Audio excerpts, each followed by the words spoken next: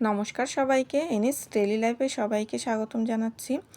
আজকের ভিডিওটা আমি এখান থেকেই শুরু করছি। তো গত কিছুদিন আগে ঘরে টিন লাগিয়েছিল, তো ভিডিওটা দিতে আমার একটু লেট হয়ে গেছে। তো আজকে ভাবলাম ভিডিওটা আপনাদের সাথে শেয়ার করি। তো ঘরে টিন লাগানোর পরের অবস্থাটা দেখুন, ঘরের কি বেহাল অবস্থা হয়ে আছে। তো এটা পরিষ্কার করতে কিন্তু আমার অনেকক্ষণ সময় লেগেছিল, অনেক কষ্টও হয়েছিল। টিন লাগানোর পরে ঘরের খুবই খারাপ অবস্থা। তো এদিকে সব এলোমেলো করে পড়ে আছে। তো কি করলাম, সোফার ফোমগুলো আমি রোদ্রে টিনের চালের উপর দিয়ে দিয়েছি।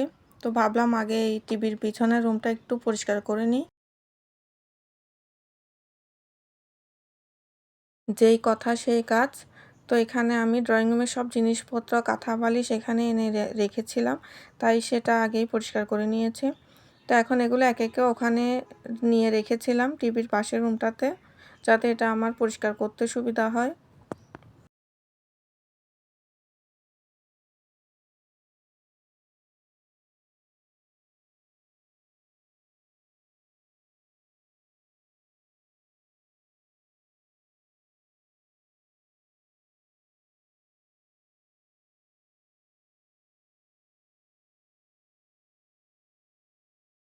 তো এদিকে জানলাটা খুলে দিয়েছিলাম আলো ঢোকার জন্য, তাতে পরিষ্কার করতে সুবিধা হবে ঘরটা।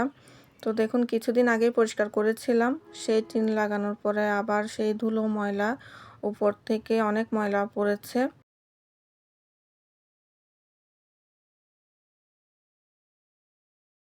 খাটের নিচে অনেক ময়লা জমেছে, তাই ভাবলাম খাটের কাঠগুলো তুলে নিচে একটু পরিষ্কার করে নিই ভালো করে। তো আমি ঝাঁটা দিয়ে ঝাড়ু দিয়ে নিয়েছিলাম, যাতে ভালো করে পরিষ্কার হয়। যেদিন ঘর দুয়ার পরিষ্কার করব ওই দিন আমার সর্দি হয়ে যায়, এটা একটা সমস্যা। তারপরেও কিছু করার নেই, পরিষ্কার তো করতে হবে, কারণ আমার একা হাতেই সব করতে হয়।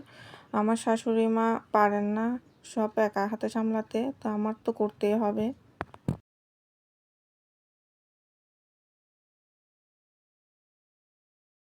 ঘর পরিষ্কার করা মোটামুটি শেষ। দেখুন কি পরিমাণ ময়লা বের হয়েছে।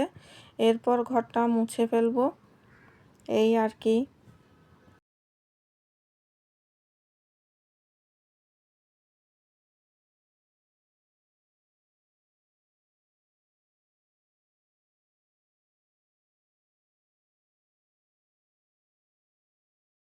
ঘরে নতুন টিন লাগানোর সাথে সাথে নতুন সোফার কভার কেনা হয়েছে। তো ফাইনাল লুকটা আপনাদেরকে আজকেই দেখাবো। তো দেখুন, ড্রয়িং রুমের লুকটাই চেঞ্জ হয়ে গেছে। তো বন্ধুরা, আজকে এই পর্যন্ত। সবাই অনেক ভালো থাকবেন, সুস্থ থাকবেন। আর আমার ভিডিওগুলো যদি আপনাদের ভালো লেগে থাকে, অবশ্যই আমার চ্যানেলটা সাবস্ক্রাইব করে দিবেন। সবাইকে অসংখ্য ধন্যবাদ।